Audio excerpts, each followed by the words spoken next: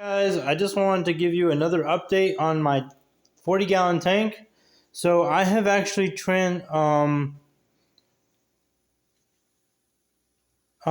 converted this tank from freshwater into brackish, which means it's slightly salty, but not, which means that it's not full salt water, but it has some salt in it. It's kind of like where the river meets the sea. And what I have added to this tank is a figure eight puffer, which is right there. Figure eight puffer fish.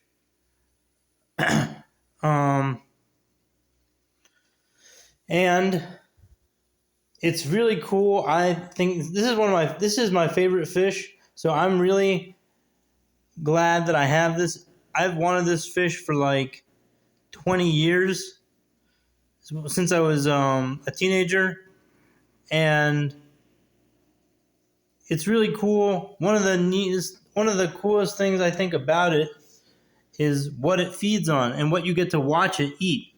So these little bumps you see here at the bottom are snail shells from live snails that I've given it from the fish store, which were just like pest snails. I didn't have to pay for them, so that was really cool. And also clams on the half shell. So it just eats right out of there. Those are frozen. Those are not live. And it's really cool to watch them because they're really cool to watch it. Watch them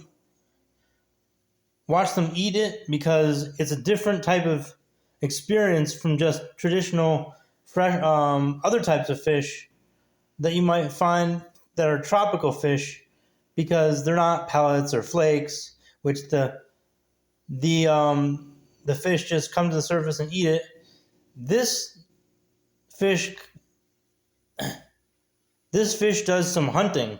So it seeks out its prey and crunches the shells with its blunt teeth, and it'll eat until it stuffs itself. I've seen it have a full belly and then some.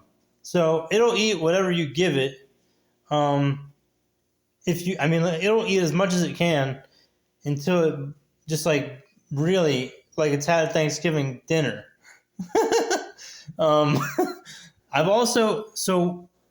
One of the things about this tank is, let me back up a little bit, is because it's brackish, it needs to have a pH of about on the basic side. So I've added 2 pieces of lime rock. This is base rock, just doesn't have any organisms on it when I bought it. And it's basically calcium. It's calcium carbonate. So it's limestone is what I meant to say. Lime rock. I meant limestone, which buffers the pH naturally, and I don't have to add any buffer to the tank. Brackish is something that you might want to do if you want something a little bit different, and are willing to take care of this type of fish. This fish is unique because of the blunt teeth that it has. Requires that it does eat shellfish and snails, shellfish, and also the snails that I've given it. It helps to grind down the teeth. So that helps to maintain the teeth. If you don't do that, then it's going to, the teeth will overgrow, and then you've got a real problem, because the puffer won't be able to eat, and you have to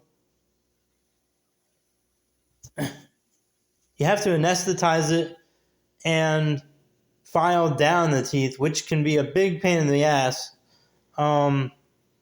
So it's best just to feed them shellfish that they can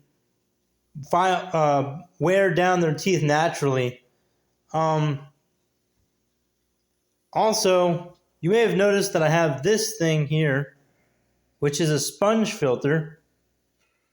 And I already have this filter, but the reason I have this filter is actually for this tank. This is not another aquarium that I'm setting up. This is a tank to put snails in so that they can breed and I can have a constant supply of snails rather than having to go to the store. So what I've been doing up until now either once a week or every couple of weeks, I will go to the store and request a bunch of snails. And hey, he's coming to the front. I love this fish. He's got so much personality. And they're great if you can take care of them. Anyway, I've been going to the store and getting the snails for free. But it's just kind of like a pain in the butt to every time I want to feed them snails, rather than I would have to go to the store. And this is so I don't have to do that. And I can just have them here, a constant supply. So I need to have this filter here so that it can sustain them as well, because they do produce waste and ammonia. And I need to have bacteria. The reason I have this filter in there right now is to quicken to hasten the ammonia cycle, the nitrogen cycle on this tank, so that I don't have to cycle this tank so much. Instead, I take this filter. I've had this filter in the tank for 2 weeks so that the bacteria can grow and populate the sponge on this filter. And then I'm just going to put it in here once I get the snails. And that's going to be really convenient. So that way I can feed practically every day. And that would be great, because I'm a little worried right now that maybe I haven't been feeding this fish enough snails. I've been feeding the clams, but I don't really know how much grinding takes place. And I have fed the snails a couple of times it's been about 2 months that I've had this fish. And I don't want things to get out of hand. And that's why I'm taking care of this now. So it's a little bit specialized, to have a separate tank just for this fish. But I think that if you can do it and you're willing to do it, then this can be a very rewarding fish. Let me see if I can zoom in here for you. This phone, I need to get a new phone, because the graphics on this phone are not the best that you can really, the camera is not that great. And I apologize for the streaking on the front of the glass from the water that's dried up.